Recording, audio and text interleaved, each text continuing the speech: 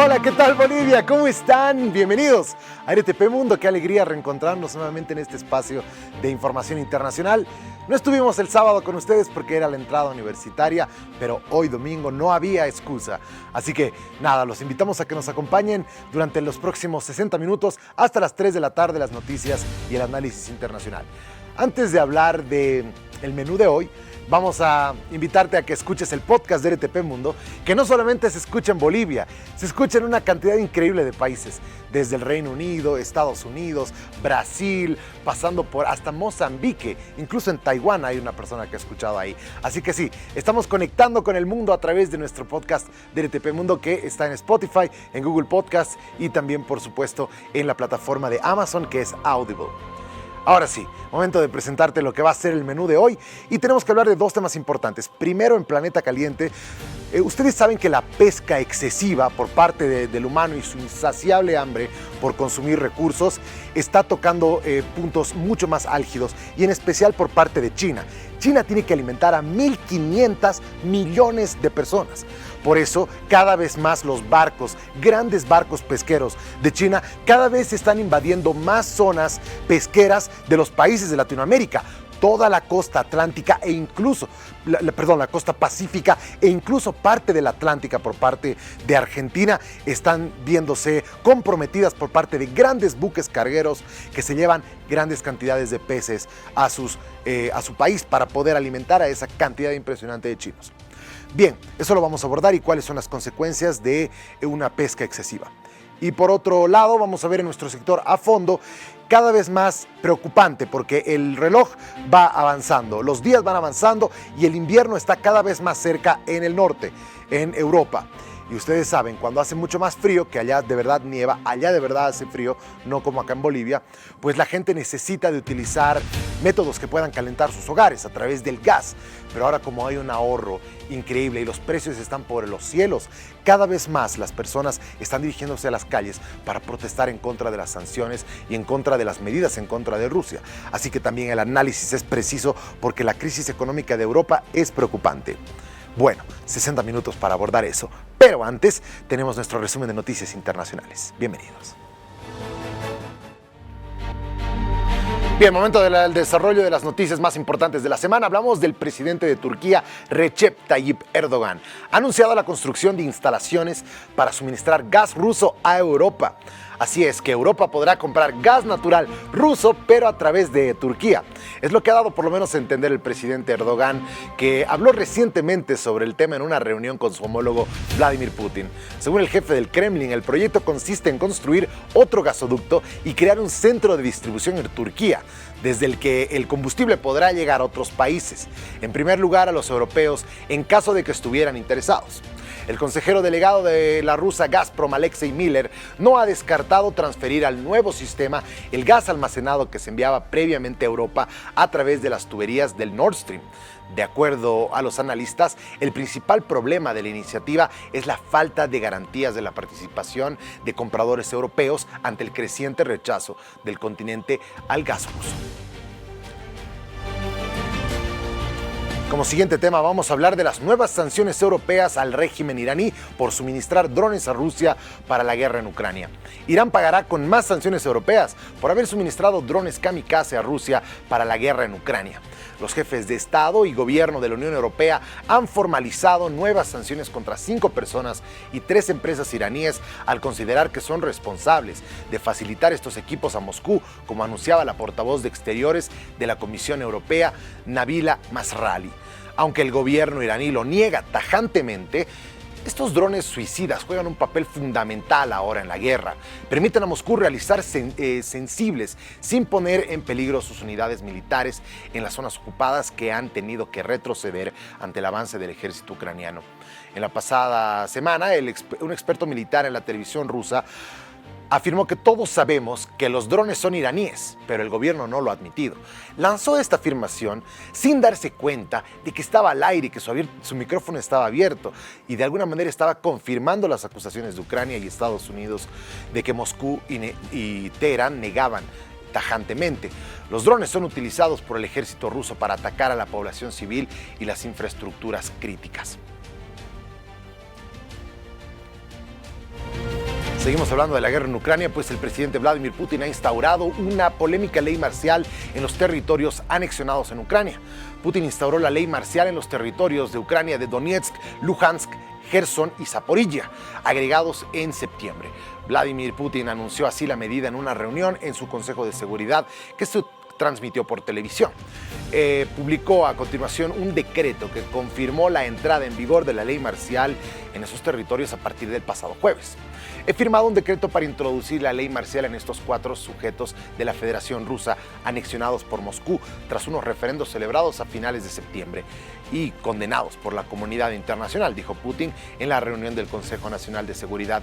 Según el decreto, el gobierno ruso propone las medidas concretas que se aplicarán en esos territorios. El decreto también dispone un refuerzo de la seguridad en otros territorios rusos y coloca en régimen de reacción de nivel medio la península de Crimea, anexionada en 2014, así como las regiones meridionales de Krasnodar, Belgorod, Briansk, Borodianets, Kursk y Rostov, todas ellas cerca de Ucrania.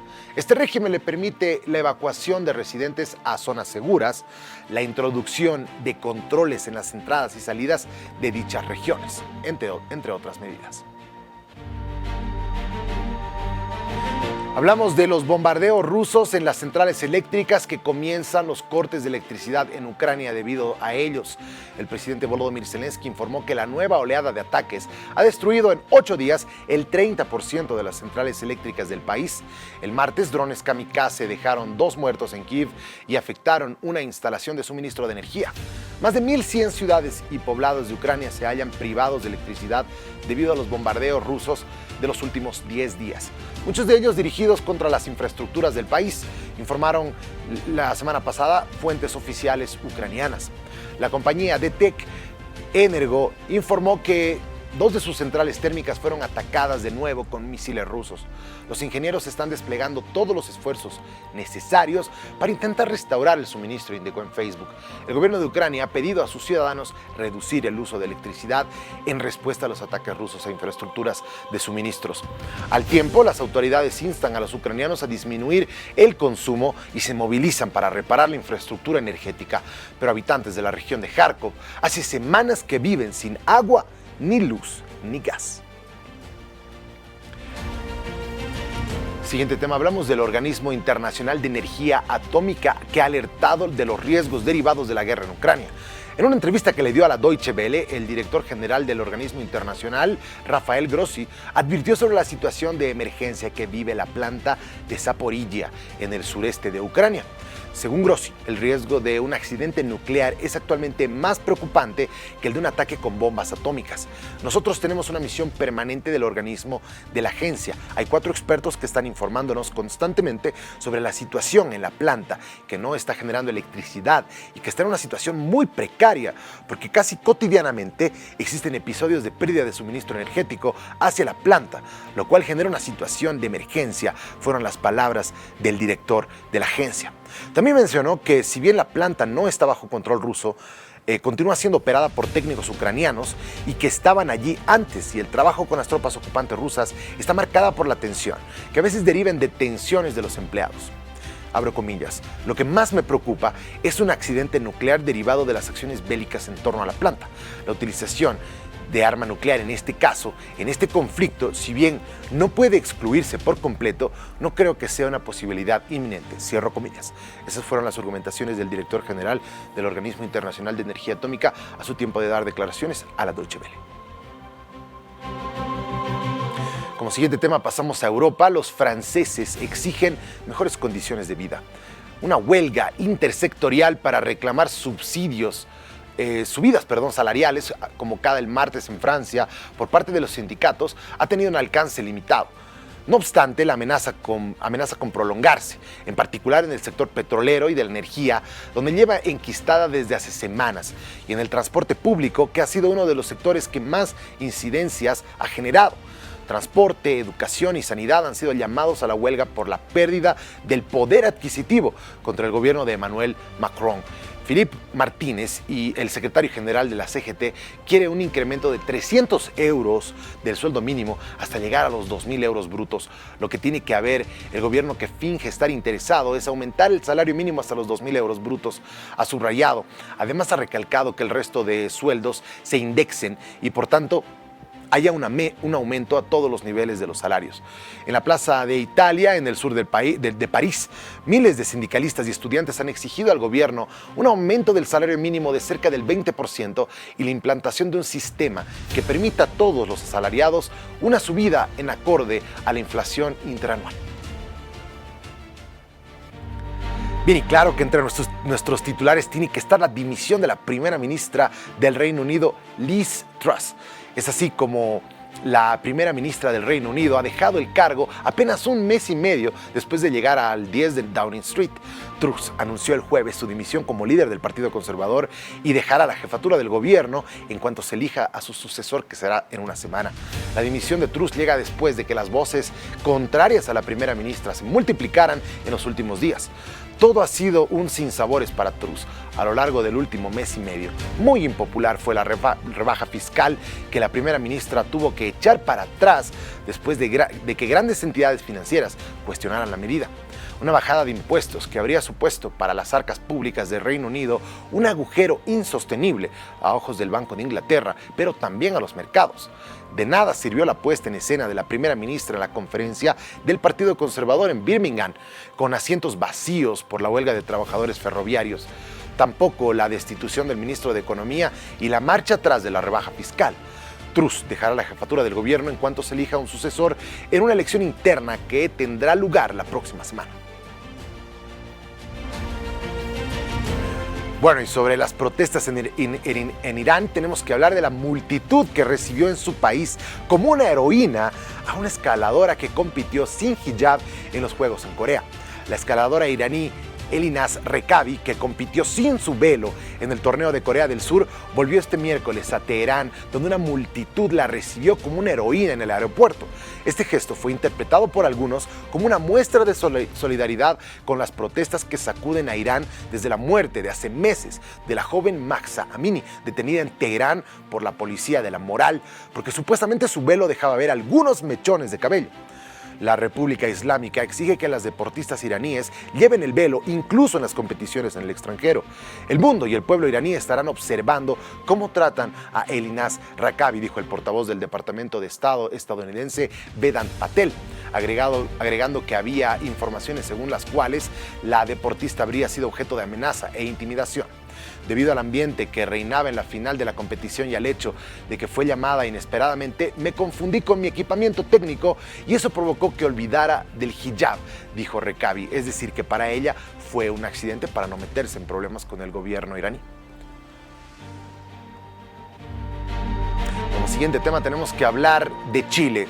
Pues no hemos ganado nada. Eso es lo que han conmemorado algunos protestantes luego de las masivas protestas sociales del 2019. Se han generado protestas en el centro de Santiago y un llamado al presidente Boric al diálogo para avanzar en las reformas. Marcaron el martes el tercer aniversario del estallido social que sacudió Chile, con multitudinarias manifestaciones en reclamo de mayor igualdad. En la jornada de protestas participaron unas 2.300 personas, en su mayoría estudiantes, una convocatoria menor que en los 2 años anteriores, mismas que se congregaron en las cercanías de la Plaza Baquedano, epicentro de las movilizaciones y rebautizada como Plaza de la Dignidad hace 3 años. Se produjeron duros incidentes en Santiago con la quema de un camión y el robo de 2 autobuses del transporte público. El cambio de la constitución heredada de la dictadura de Pinochet fue el intento de la salida política para encauzar aquellas protestas. Tras el rechazo de la... Dialogan ahora para establecer un nuevo proceso constitucional. Seguimos en lo mismo, no hemos ganado nada, afirmó a la agencia AFP la trabajadora social Andrea Valdebenito, una de las manifestantes que se congregaron en los alrededores de la Plaza Baquedano. Hablemos de la OEA, que ha convocado una sesión extraordinaria a pedido de Perú por la crisis política que vive el país. El presidente izquierdista Pedro Castillo, quien es investigado por presunta corrupción, explicó la noche del miércoles que pidió a la sesión para poner en marcha la Carta Democrática interamericana de cara a superar la crisis política que lo asedia. Mi gobierno ha solicitado ante la OEA la activación y aplicación de la Carta Democrática Interamericana para iniciar un proceso de consultas con todas las fuerzas políticas, los poderes del Estado y las fuerzas sociales, anunció Castillo en un sorpresivo mensaje al país transmitido en televisión. El mandatario enfatizó que ello servirá para encontrar con los dos buenos oficios de la comunidad internacional un camino que impida una grave alteración del orden democrático en el Perú. La Carta Democrática Interamericana es un documento regional de defensa de la institucionalidad aprobado por la OEA y vigente desde hace 2 décadas. Entre sus objetivos figuran enfrentar las amenazas de la gobernanza democrática en la región. Se ha acabado, así son las noticias más importantes. Estos 10 temas han marcado agenda internacional esta semana. Tenemos que aguardar unos minutos a la pausa. Al retornar ya estaremos con nuestro sector Planeta Caliente. Vamos a hablar acerca de del increíble hambre que tiene China para los recursos de pescado en el mundo y que ha comenzado a afectar a América Latina. Volvemos luego de la pausa.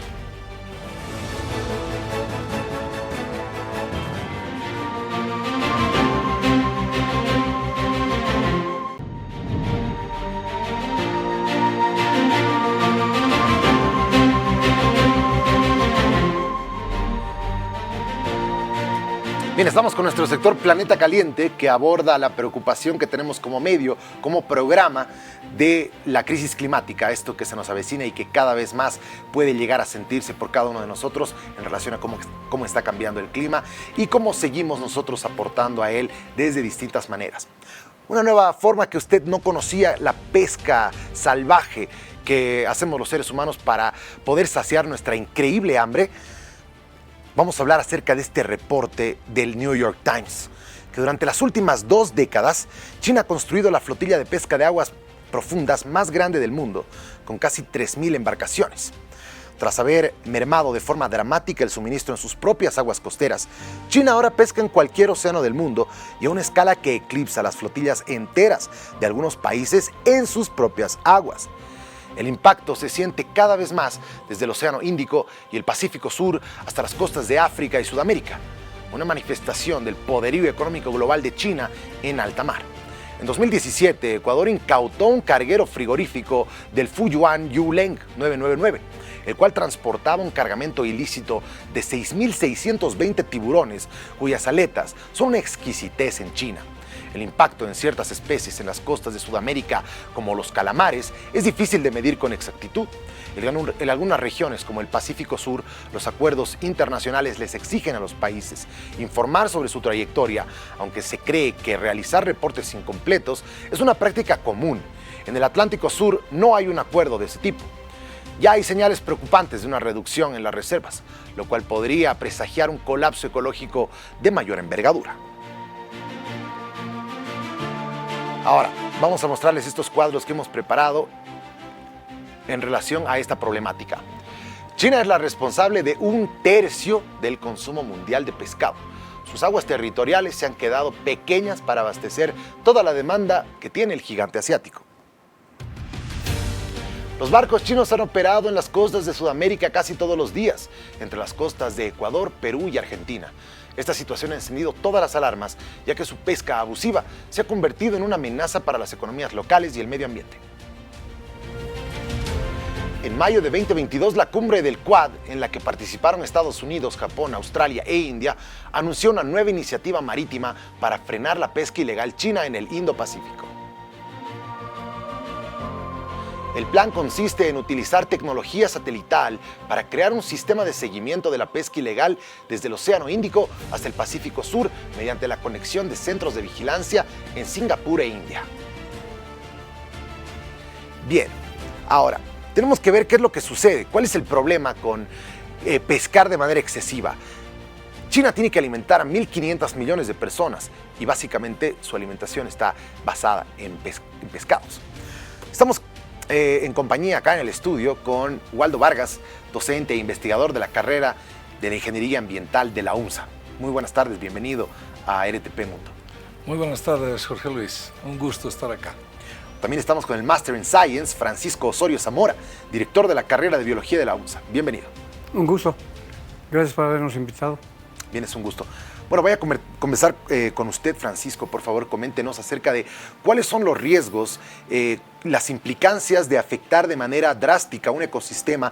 Por ejemplo, llevarse 6.600 tiburones. Me imagino que el tiburón juega un papel en evitar que algunas especies puedan reproducirse de manera excesiva y así generar un equilibrio. Voy a hacer un repaso rápido. El recurso pez siempre ha sido un recurso, reitero, que ha servido para la distribución de las poblaciones humanas. Ha sido uno de los primeros elementos que hemos aprendido a utilizar en la naturaleza. No es nada raro que las principales o todas las culturas se han desarrollado a lo largo de ríos o lagos, en principio para mantener la disponibilidad del agua. Creo que eso facilitaba otras cosas más. Cuando aparece la agricultura, por ejemplo, ahí es fundamental. Pero el recurso pez, reitero, ha sido siempre algo que el hombre ha conseguido, ha optado por usar. Y es por eso que en muchas partes del mundo la pesca artesanal se llama, o la pesca de local, es otro nombre, es libre, es para gente que está en el campo, que vive cerca de un río, que vive cerca de un lago y la puede optar, ¿no? Entonces, ese primer vistazo ahora choca violentamente con lo que acaban de explicar, con lo que pasa con China, que es un país hiperpoblado, ¿no es cierto? Y que hay un problema. El problema creo que es fundamental, por algo muy soñador por parte mía, es el hecho de que no están cambiando la conducta. ¿Qué quiere decir? Yo no puedo saber en el mundo que hay tanta gente, tanta demanda, y no cambiar las costumbres culturales, ¿no? O sea, ¿nos gusta la aleta de tiburón? Bueno, antes al millón de chinos le gustaba. Ahora somos 7.000 millones de chinos y nos tiene que seguir gustando, ¿no? O sea, esa es una. Otra es que desconocemos, aunque no crean, desconocemos gran parte de cómo se forman, cómo es la biología y ecología de muchas especies.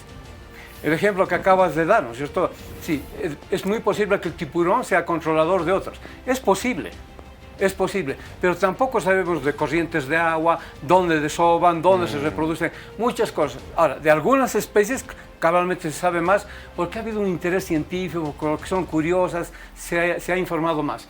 Pero el mundo ahorita en general desconoce muchas cosas de la ecología. No conocemos el mundo, es una paradoja. Tenemos un satélite que ve el infinito todo, pero el planeta en sí no lo conocemos muy bien. Y ese es un gran problema. Muy bien.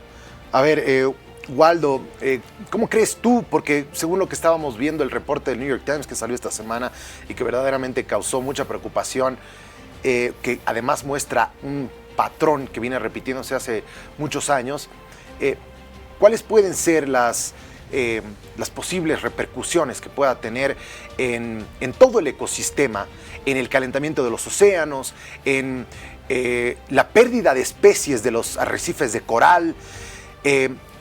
¿Cuáles pueden ser las implicancias mayores? Bueno, hay dos amenazas fuertes acá, una de cambio climático que está afectando obviamente los arrecifes de coral, que son el sitio donde se origina todo este equilibrio ecológico oceánico.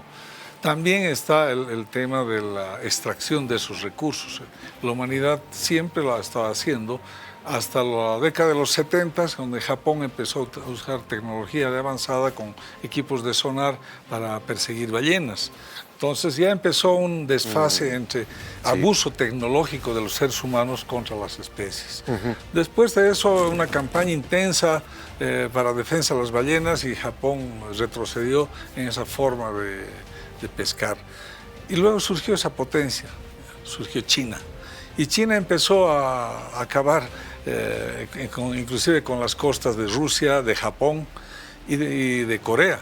Y utilizaba también a los pescadores norcoreanos para hacerles pescar a nombre de ellos y utilizar el mercado chino. Así ha empezado.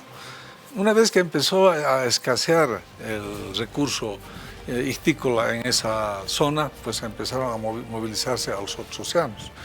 Hace unos años atrás hubo un problema con la Armada Argentina, inclusive estalló un submarino que andaba persiguiendo a la flota pesquera china, Entonces, todos esos acontecimientos entre protección, porque los países latinoamericanos han sido siempre conservadores de su fauna. Entonces han estado pescando, la industria peruana es una de las más fuertes en el tema del atún, pero hoy en día ya está escaseando severamente, inclusive para las mismas asociaciones de pescadores de los países latinoamericanos.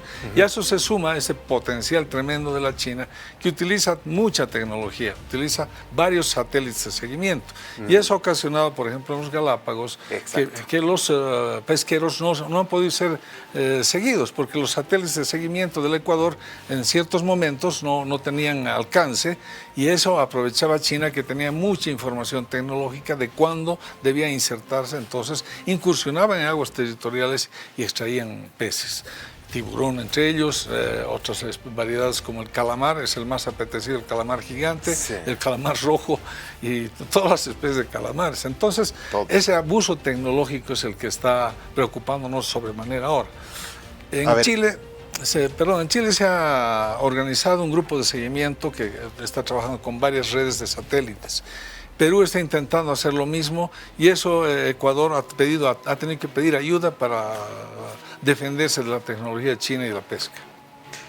A ver, Francisco, quisiera que hablemos acerca de las Islas Galápagos. Justamente era mi siguiente preocupación, porque, bueno, básicamente ese lugar se ha caracterizado por mostrar a especies únicas que han mostrado algunas características únicas, muy diferentes del resto del mundo, donde incluso Darwin ha pasado hartos años de su vida estudiando estas especies para poder elaborar su teoría de la evolución. ¿Qué puedes decirnos de las Islas Galápagos y el riesgo al que están expuestas ahora? En principio me referiría a las Islas Galápagos como un fenómeno geográfico, ¿no? Las islas han aparecido, para que lo entienda la gente, y se han formado y han sido islas realmente, y han perdido todo contacto con el continente. Estaban lejanas del Ecuador. Entonces, por eso mismo ha habido un proceso evolutivo distinto al que había en el continente. Y esas islas han condicionado flora, fauna muy específica de las islas, reitero, que ha condicionado también a la presencia de algunos tipos de peces, de algunos tipos de animales marinos. Ahora, yo quisiera volver un poco atrás a lo que se hablaba del cambio climático, en el sentido de que justamente esta es una zona que está influenciada fuertemente por esas cosas. El cambio climático también está afectando en el sentido de la pesca. ¿Por qué? Hay muchos peces que se llaman kinder, el lugar donde los pececitos y los alevines, los alevines se desarrollan, y se desarrollan en sitios que tienen que tener una temperatura, todo eso muy especial, y el cambio climático ahora está bajando. Ahora, ¿en qué eso afecta a la pesquería? Este es lo siguiente: las curvas poblacionales tienen niños jóvenes, igual que la gente, y los viejos, ¿no es cierto? Entonces, lo que se saca es la parte del medio. Parte del medio es lo que se debería sacar, pero ahora estamos sacando antes de que se reproduzcan. Estamos sacando grandes poblaciones que son muy jóvenes, que no les estamos dando tiempo a que se reproduzcan. Entonces, ahí es el colapso de especies de sus poblaciones, y están desapareciendo. Es más, hay un estudio, que no voy a decir dónde es, hay un estudio muy interesante, que esa talla de madurez, se llama talla de madurez sexual, la que hay que averiguar, y eso se investiga, ¿no? ¿A qué edad el pececito ya empieza a ser posiblemente reproductor? ¿No? Hay una talla de madurez sexual, se llama. Ahora, ¿qué pasa con esa talla de madurez sexual? Es que esa talla por la pesca puede desaparecer, y se hace tan chiquitita, se hace tan delgada, que para recuperar a que sea una talla así grande y pueda tener toda la población de peces que necesitamos para poder utilizar, hay una que necesita, de las pocas que se han estudiado, necesita 80 años para volverse a restablecer. 80 años. O sea, el cambio climático más la pesca indiscriminada están haciendo un fuerte efecto a la pesquería. Una bomba, verdaderamente.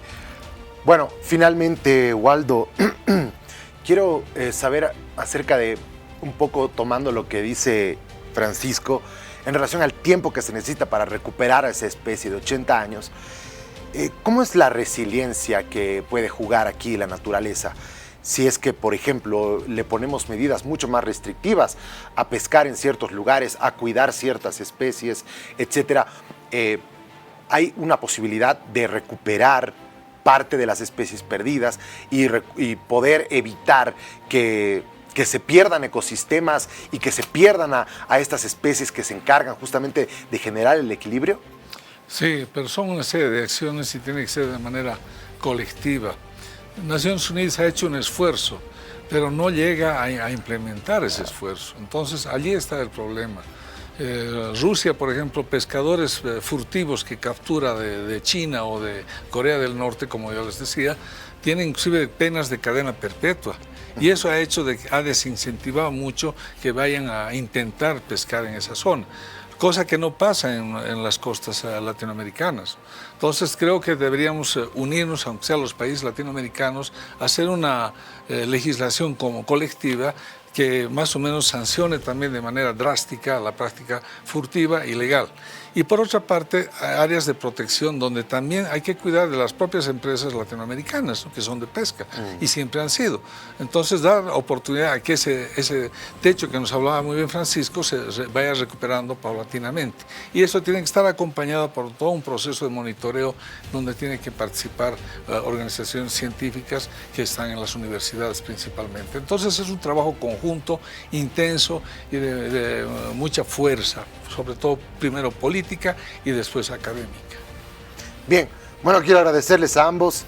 Hemos estado verdaderamente acompañados de personas que dedican su vida a esto. Y claro, agradecerle a Francisco Osorio, el director de la carrera de Biología, y también agradecerle al ingeniero Waldo Vargas, que se encarga de la gestión y protección, control, remediación ambiental. Bien, que es de la carrera de Ingeniería Ambiental de la UNSA. Bueno, vamos a cerrar aquí este espacio. Al retornar estaremos con nuestro sector a fondo hablando acerca de la crisis energética de Europa, la crisis económica y cómo están planificando los gobiernos de este país, que ya cada vez están más acorralados por la molestia ciudadana, la molestia civil, que cada vez presiona más. ¿Cuáles son las implicancias, las consecuencias? ¿Qué va a pasar en Europa? No se me vayan, volvemos.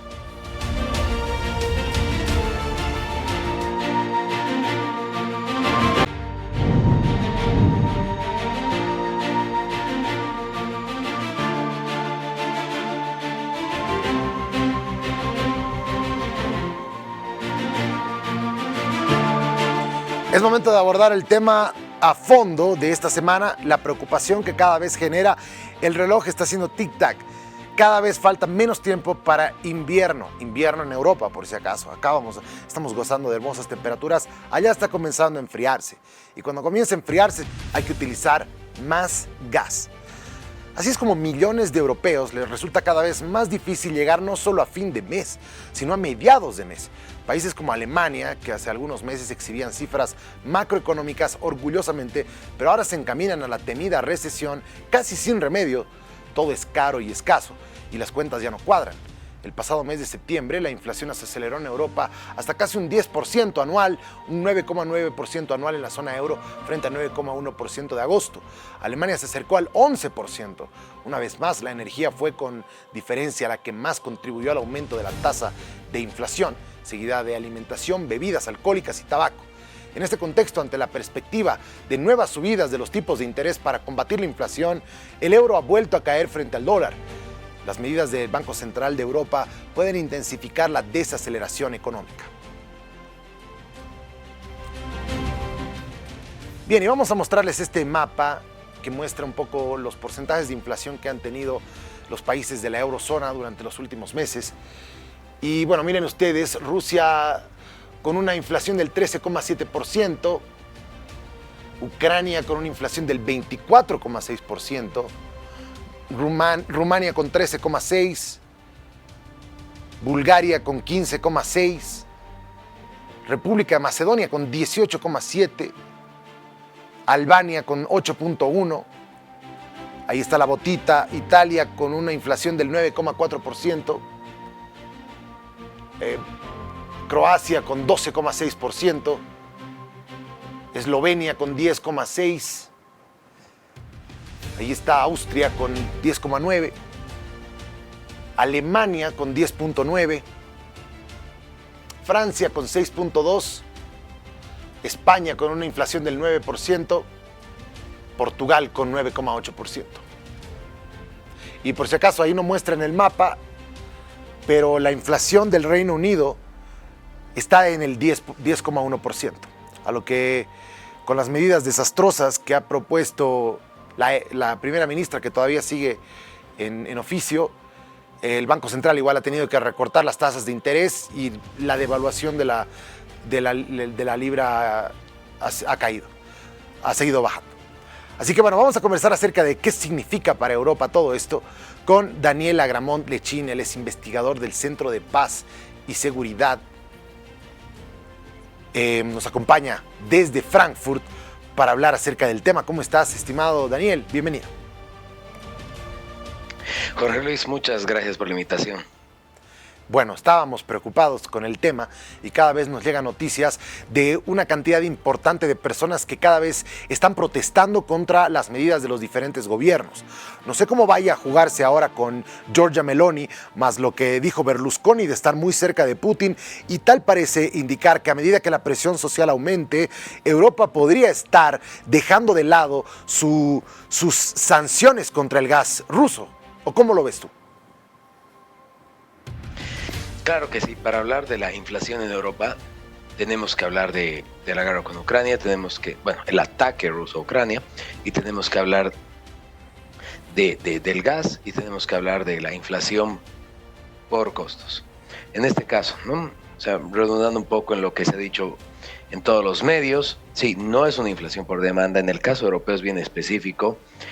No solo veníamos saliendo de un COVID y con todas las medidas fiscales expansivas de los gobiernos, pero cuando comienza el ataque ruso a Ucrania, a ver, hagamos un poco de memoria, febrero, y los países occidentales, la Alianza Atlántica, la OTAN, Estados Unidos encabezando, es una crítica muy dura y anuncio de sanciones. ¿Qué tipo de sanciones? Ok, vamos a ver.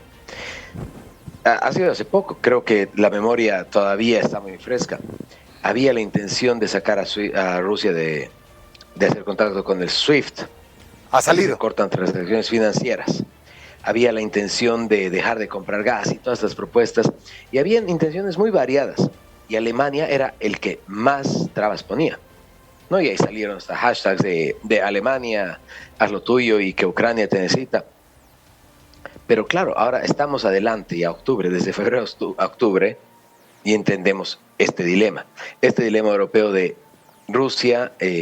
Ya lo hizo el 2014, ahora vuelve a avanzar. ¿Y qué momento para? Pero por otro lado, los expertos, policy makers y sus asesores diciendo a cada gobierno, dependemos del gas ruso.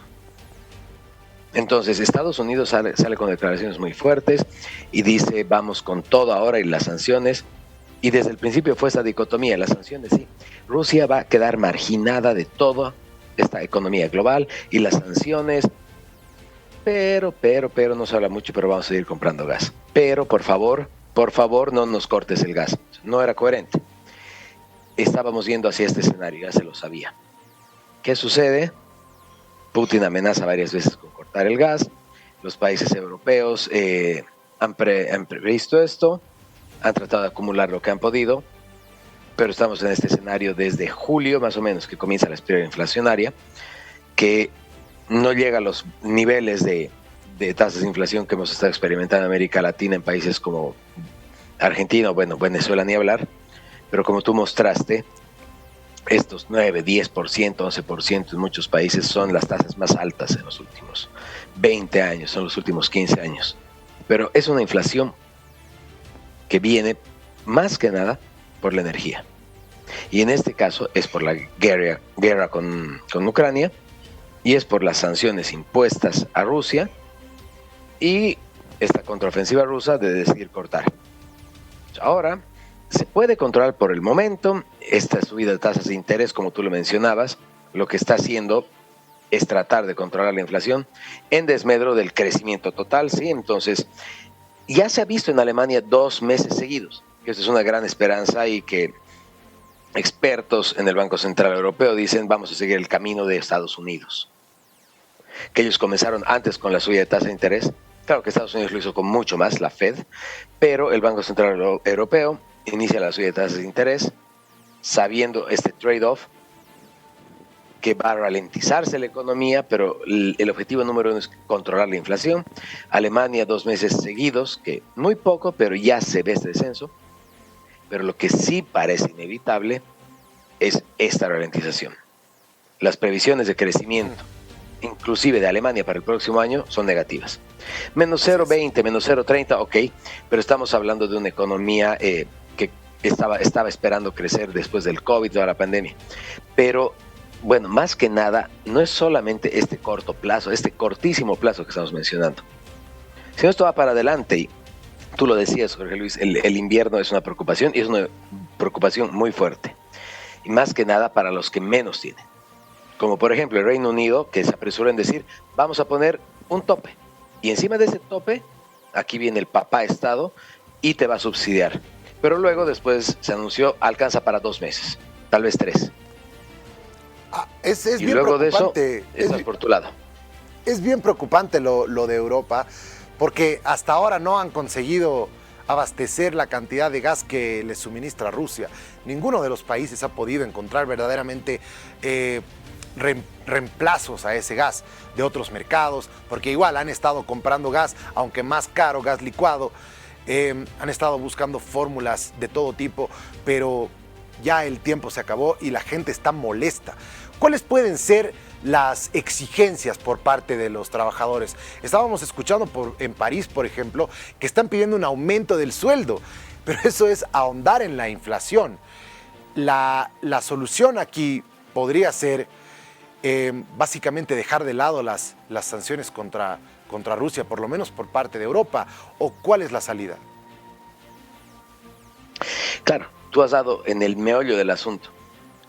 Hay un aumento creciente contra estas sanciones, aumento creciente en la opinión pública. ¿Por qué? Porque esta se trata de una guerra civilizatoria. Occidente versus el otro lado de la cortina de hierro.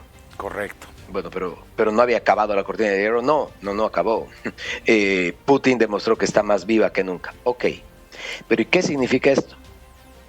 Que nos estamos jugando la vida y la muerte. Entonces, esta batalla es hasta el final. Pero esa es una opinión más de la clase política. Sí, claro. Los pobres no y piensan ahora así. Esas manifestaciones, claro, que tú muestras, hay muchas voces que crecen que dicen, ¿por qué una guerra, un ataque, algo tan pequeño, algo lejano? Incluso voces más de la extrema derecha y política, ya no solo ciudadanos a pies, que dicen una guerra entre ellos que alguna vez fueron país, un solo estado, no estado, tienen conflictos identitarios no definidos. ¿Por qué tenemos que nosotros meternos frente a eso? Que además está prohibido, según la Carta de Naciones Unidas. Pero número 2, ¿por qué tenemos que arriesgar nuestro modus vivendi? Porque ya no es solamente superar este invierno. Si superamos este invierno, ¿qué viene después? Eso se pregunta la gente. Y otros, más del día a día, como tú lo mencionabas, ellos sí están peleando en la calle. En Praga, en República Checa, fue esto hace 3-4 semanas. No llamó tanto la atención como París. Obviamente, ves este tipo de manifestaciones en París y ahí se prenden recién las alarmas, los medios lo muestran. Y para mí todavía queda la duda. ¿Qué harían en Alemania? Porque el nivel de vida está amenazado de la misma forma. Ahora, entendemos que en Alemania no se manifiestan de la misma forma. Francia tiene su tradición. Bueno, pues es Francia. Se llegarán a sacar a los gobernantes como lo hacían antes. No ha pasado mucho tiempo de eso. Ok, pero miremos el Reino Unido. El Reino Unido, claro, con un Estado mucho más débil, un sistema político, partidario, con una legitimidad muy caída, y además a eso le aumentamos con un Estado bien liberal, con arcas casi nulas para hacer frente a esta situación, y una respuesta totalmente no acorde, esa es mi opinión, no acorde a los tiempos, de reducir impuestos, y aumentamos ahora la mano del mercado. Bueno, no duró ni 45 días esta propuesta, Pero para Europa hay todavía voces entre la clase política que dice ya no va a ser solo monetaria la solución, sino fiscal. Y si ahora metes una solución fiscal frente a estos conflictos crecientes, pues varios gobiernos, varios líderes, presidentes, primeros ministros, no van a salir vivos de esto. Van a caer porque ya ante varios paquetes fiscales anunciados hay una clase de abajo que no le llega. Imagínense si ahora todavía viene la solución fiscal y reducir esa austeridad del 2011-2012 que Alemania impuso a los demás. Ahora entendemos que no estamos en el mismo momento, pero ¿y de dónde sale el dinero? Mi pregunta. Daniel, quiero cerrar con esto porque sí, nos estamos enfocando en Europa y lo mal que le está pasando, pero todavía no nos hemos referido a Rusia. A Rusia no le ha salido nada bien su invasión militar y ahora tiene que pedirle ayuda a Corea del Norte y a Irán para que le puedan suministrar misiles y armas. A Rusia se le está acabando la gasolina. Es más, Erdogan acaba de decir hace unos días que Putin está un poco más abierto a hablar de paz ahora. Que bueno, que vuelva a fluir el gas a Europa. De una vez sentemos las bases porque ya tiene su objetivo. Ya anexionó los territorios que le interesaban. Entonces ahora está buscando la forma de acercarse. Está atacando estructuras civiles para generar esa presión igual por parte de los ucranianos. Pero se le está acabando la gasolina también a Rusia. ¿Quién va a caer primero? ¿Los gobiernos por parte de las presiones públicas de la gente o Rusia y su falta de poder suministrar a su ejército? Exacto, es una buena pregunta. Y antes de hablar de la parte económica, yo hablaría de la organización política. ¿Quién va a caer primero? Democracias occidentales frente a una crisis tremenda de legitimidad del liberalismo, de la democracia, del capitalismo, versus una Rusia con una economía ahora sí bien afectada, pero con una gobernanza autoritaria y con Putin que tiene control de todas las instituciones. Es una buena pregunta porque, sí. Claro, ahí se están moviendo muchas fichas dentro de Rusia. Tal vez la propaganda trate de mostrar como que muchas más, porque Putin ha suicidado a cuantos líderes, misteriosas causas, todos. Cada voz que se levanta se la calla, mientras que en Europa la democracia te permite manifestarte, pero aún así la gente dice, me encanta que yo pueda vivir en libertad, pero mira, esto me está afectando al bolsillo y yo quiero más. Pero Rusia, es verdad, como tú dices, ahora sí la economía le está pesando, porque los primeros meses solo fue aumento. No me importa que me embarguen todos estos activos que yo tengo, solo por aumento de precios, más ingreso. Ahora ya está sintiendo hasta la crisis en insumos para la industria. No tengo McDonald's, pero vamos a abrir un McDonald's a lo ruso, con el logo amarillo y rojo, no hay problema. Sí. Ahora quisiera ver que pueda suplir esas piezas de Mercedes-Benz para la fábrica de 1 billón que se abrió de Mercedes-Benz, aquellas épocas doradas. Ahora, ¿qué pasa si se para la producción? Putin se movió muy bien para paliar todos estos efectos, pero ahora sí está llegando al momento que sí Europa y Estados Unidos querían y pensaban que iba a llegar antes y no llegó, pero ahora sí nos estamos acercando de que, ¿y qué pasa si no hay insumos? ¿Y qué pasa si hay más embargo? Ok, con todo este ingreso del gas, entonces vas a paliar. Hay un dato tremendo de dependencia con China. En estos 8 meses, la dependencia ha aumentado al 50%. O sea, es tremendo lo que ha pasado con China y China está cada vez más descompuesta. Bueno, no solo con Erdogan que negoció, sino incluso, ¿no? China, después de su última reunión, esperemos que haya un poco de diálogo. Ok, eso es algo muy diferente a la primera gran conferencia de prensa, ¿no? Antes del ataque, luego de los juegos, que dijeron, somos socios, pero más allá de cualquier tema. Uh-huh. Ahora no, ahora China, ya, por favor, compón, pero yo creo que todo es futurología. Nadie sabe qué va a pasar. No, nadie sabe qué va a pasar. Creo que solo se puede decir que Putin no tiene dónde más ir. Así es. Nada más, ¿es esto o es esto? Así es, querido Daniel, muchísimas gracias por habernos acompañado. Se nos ha acabado el tiempo, pero... Gracias, Jorge Luis, por la entrevista. La parte de Occidente con el otro hegemón me parece muy interesante y lo vamos a discutir en una otra oportunidad. Que tengas un excelente resto de sábado. Sí. Chao. Gracias, adiós. Daniel Agramón Lechín, investigador del Centro de Paz y Seguridad, nos ha acompañado desde Frankfurt a través de una entrevista Zoom, un boliviano allá en Frankfurt. Bien, a continuación vamos a ir con nuestro siguiente sector en RTP.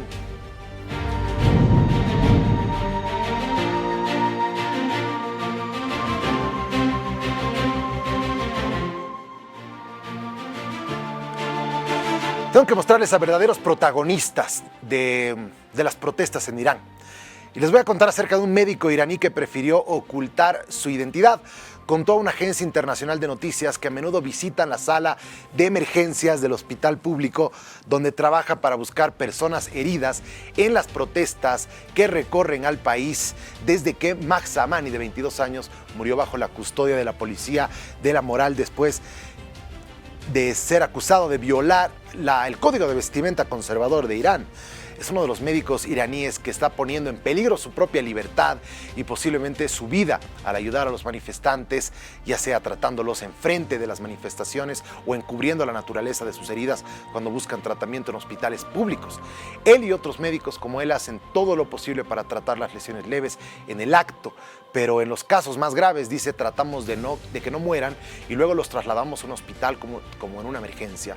Debido a que el temor a ser arrestados impide que muchos manifestantes busquen ayuda abiertamente, quienes sufren lesiones graves se enfrentan a una elección imposible: pasar los próximos 10 años de mi vida en prisión o dejar que este fémur roto sane por sí solo. Como dijo el doctor Kaivan Mirhadi, lo expresa un médico iraní estadounidense radicado en el estado de Nueva York. Dar y recibir ayuda puede ser peligroso para ambas partes. A los manifestantes les preocupa que los médicos los denuncien a la policía, mientras que los médicos corren el riesgo de ser emboscados por la policía, que se hace pasar por manifestantes que buscan ayuda.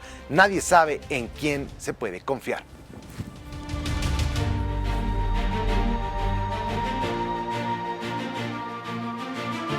Bien, vamos con estos cuadros que nos ilustran las palabras de estos doctores. Mi conciencia no puede soportar no hacer nada para ayudar a mis compatriotas, dice Arash. CNN acordó usar un seudónimo para proteger su identidad, ya que temía represalias del gobierno. Salam, doctor, ¿qué hacer con todas estas pequeñas balas? El hospital está lleno de policías con ropa ordinaria. En el momento en que entremos allí nos arrestarán. Si las balas quedan dentro, ¿es peligroso, doctor? Por el amor de Dios, por favor, respóndame, dice un mensaje. No podía ir al hospital ni llamar a los servicios de emergencia. Usan ambulancias para arrestar y detener a la gente. Ningún lugar del mundo ha hecho esto, pero lo hicieron en Irán, agrega. Hace aproximadamente una semana, Mirhadi dice que un médico amigo suyo fue arrestado por tratar a los manifestantes. Ha estado tratando de ayudar tanto como ha podido, subiendo a su auto, conduciendo por Teherán para encontrar a esta persona que está sangrando dentro de la casa y tratando de estabilizarla, dice Mirhadi. Es médico, no hizo nada malo. Bueno, y hablamos acerca de estos doctores, queríamos ponerlos como verdaderos protagonistas, que jugándose su libertad, jugándose el ser torturados, porque eso es lo que viene haciendo el gobierno iraní, de disparar a los manifestantes con AK-47, así a hombres, mujeres y niños. Más de 200 personas ya han muerto según varios organismos internacionales, y es preocupante lo que se vive en Irán, y queríamos destacar a estos doctores que a pesar de ello, a pesar de su propia seguridad, van y atienden a los manifestantes que están sangrando y a punto de morir en las calles y les salvan la vida. Bien, vamos a cerrar aquí protagonistas y nos vamos con nuestro siguiente sector, Fuera del Mundo.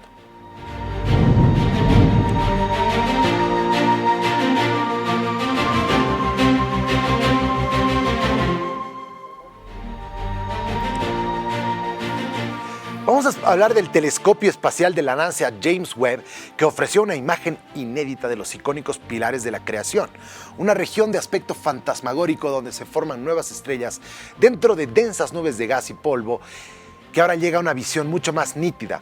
Esta es la nueva fotografía, según dijo la agencia estadounidense en un comunicado. Ayudará a los investigadores a renovar sus modelos de formación estelar mediante la identificación de recuentos mucho más precisos de estrellas recién formadas. La imagen ubicada dentro de la gran nebulosa del Águila, que se encuentra a 6.500 años luz de distancia, tiene como protagonistas a las estrellas recién formadas. Son los orbes rojos brillantes que aparecen en la punta de uno de los pilares. Los pilares de la creación fueron captados por primera vez en 1995 por el telescopio espacial Hubble, lanzado en abril del 90 desde la base del Cabo Cañaveral en Estados Unidos a bordo del transbordador Discovery.